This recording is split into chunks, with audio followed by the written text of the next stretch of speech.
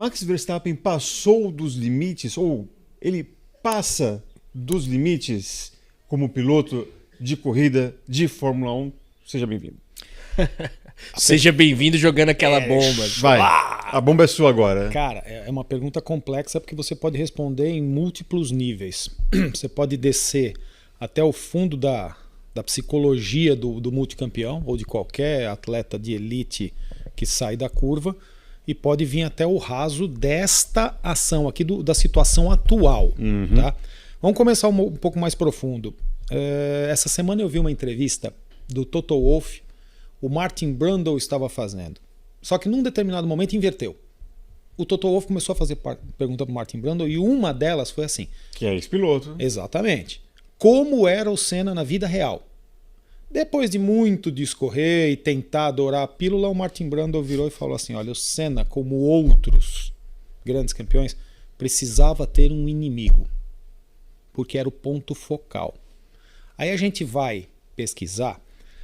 Ele chegou na Europa, Henrique Mancilha, era o arqui-inimigo. Não era, mas ele montava, foi lá, pegou no pescoço do cara. Tal. Depois Calvin Fish, depois Martin Brundle.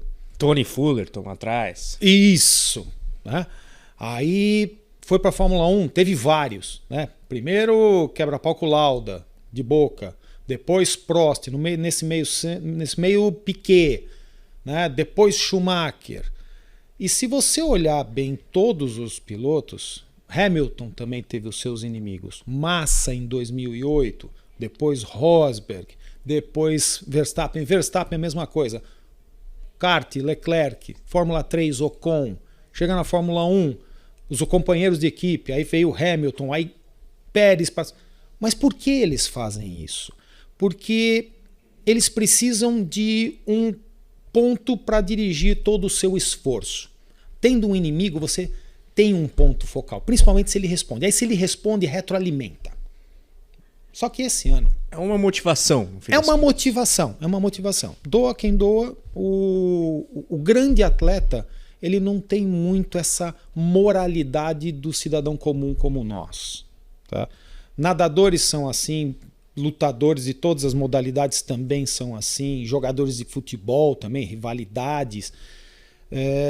Só que até no passado, Verstappen pegou o Norris, o que ele fez com o Norris no México, na minha opinião, foi até pior do que ele fez com o George Russell agora. Até pior. E brigou com o George Russell, disse que ia jogar ele na parede, ou pegar ele pelo pescoço no começo do ano, um negócio assim, né? Só que esse ano quem tá brigando com ele de verdade pelo campeonato, posso falar cagando e andando? Então já falei. Tá cagando e andando se ele tá fazendo o cara como inimigo. O Piastri é absolutamente impermeável a esse tipo de coisa. E o que acontece? Essa energia volta. Então essa explosão do Verstappen, ela começou com um final de semana extremamente difícil em Mônaco, uma semana depois chega na Espanha, o carro não respondeu do jeito que costuma responder, ruim na sexta, melhora no sábado, faz uma classificação maravilhosa e vai bem no domingo. Não respondeu. A Hannah Schmidt fez uma estratégia magistral, mas crítica, no fio da navalha. Ela dependia daqueles jogos de pneu que eles tinham. E aí veio o safety car.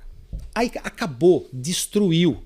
E a Red Bull tinha uma expectativa boa para essa etapa. Perfeito. Essa estratégia de aumentar uma parada deles foi fantástica. Ele estava brigando ali, pelo menos com o Norris.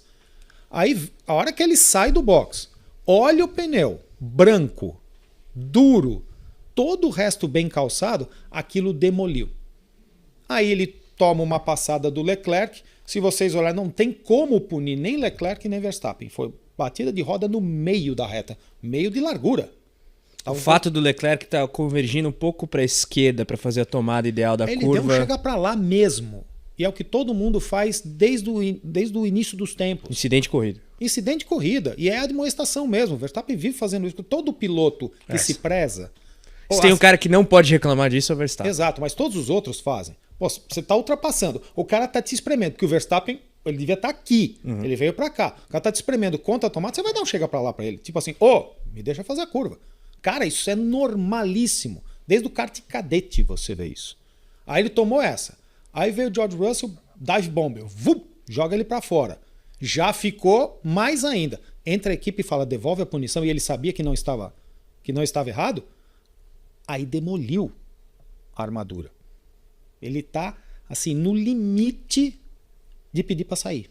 E a forma dele reagir é totalmente agressiva. Exatamente. Não é porque o carro é ruim, não é porque a equipe é ruim, é porque não atendem mais a expectativa dele. Ele quer ganhar sempre, como o Hamilton queria ganhar sempre na época dele, o Schumacher a mesma coisa, o Senna a mesma coisa. Todo grande piloto não aceita perder nem em jogo de bocha. Você falou do dive bomb do Russell.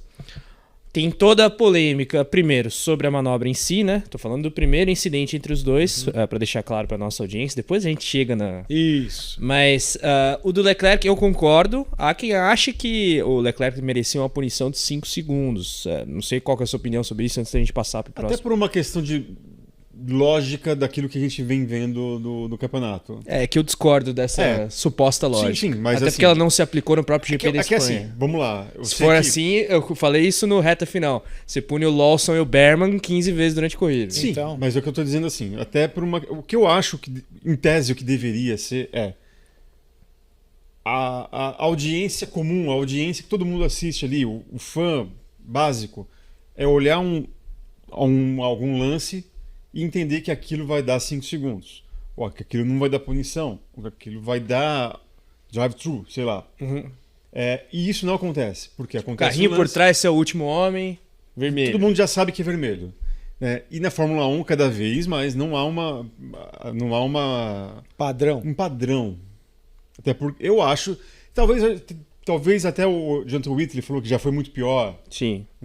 Mas... E é curioso que o Jonathan Whitley falou isso para contradizer o Horner quando o Christian reclamou depois da corrida. O mundo tá acabando nesse caso. Mas enfim, eu acho que eu bati o olho no lance do Leclerc e falei assim, isso aqui dá punição. Não porque o Eric gostaria de punição, mas de acordo com aquilo que a gente tem visto nos últimos anos, assim, isso aqui eles vão punir. E não puniram. Tudo bem, para mim também é lance de corrida. O que o Russell, para o Eric... é lance de corrida e segue a vida. A punição realmente teria que ser como aconteceu. Eu estou contestando a FIA até mesmo quando ela está certa. Para os meus padrões. Eu entendi o seu ponto. Entendeu? É mais a questão da consistência. É consistência. Mas por que tem tantas visões diferentes, tanta contestação e tantos julgamentos diferentes? Porque há decisões diferentes. Porque tem regra demais. É impossível cobrir todos os nuances desportivos, porque desportivo pressupõe lidar com pessoas. Sim. E pessoas são diferentes em situações diferentes. E ainda tem comissários diferentes em diferentes corridas. Exato. Você pega aqui o F1 Clash, o joguinho. Cara, os pilotos são sempre os mesmos. Um piloto anda bem numa pista, não anda bem na outra. Ele tem uma pontuação maior, uma pontuação...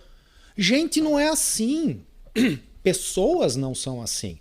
Um dia o cara tá de bem com a vida. Outro dia o cara tá extremamente pé. E outro dia o cara tá desanimado. Você acha que a ultrapassagem do Hülkenberg para cima do Hamilton aconteceu por quê?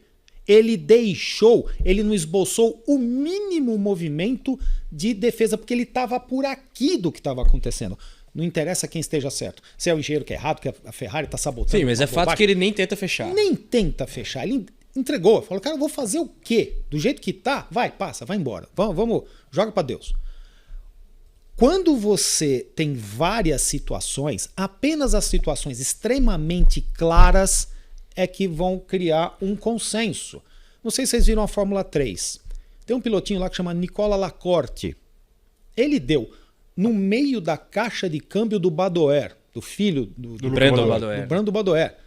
Na minha época era. Só que aquela foi a 4ª punição que ele tomou na corrida. Ele foi suspenso para a próxima etapa. Mas, cara, quando o cara vem, dá na traseira e faz o cara rodar, perfeito. Aí você vê 2 lances de Fórmula 2, Mini contra Montoya e Verschoor contra Lindblad. Os lances muito parecidos, um resultou punição e outro não. Porque tem pequenas nuances. Nesse caso do Leclerc, ele já tinha passado, a roda dianteira do Verstappen toca no assoalho dele, portanto ele já tinha ganho a posição. No entre-eixos ali do Leclerc. Exato. E depois do Verstappen tinha espaço para mais 2 carros. Você não tem que dar o espaço de um carro, tinha 3.